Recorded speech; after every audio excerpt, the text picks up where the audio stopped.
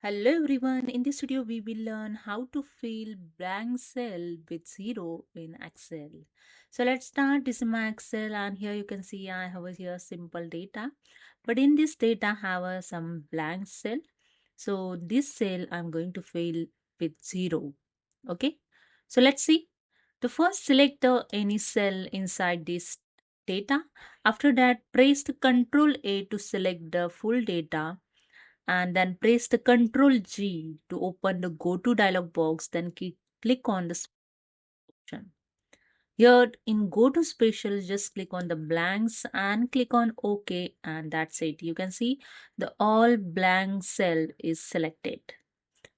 Now just enter the 0 and press the Ctrl Enter. Don't press only Enter key.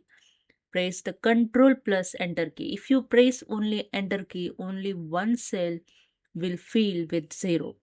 Okay, and other cell will not.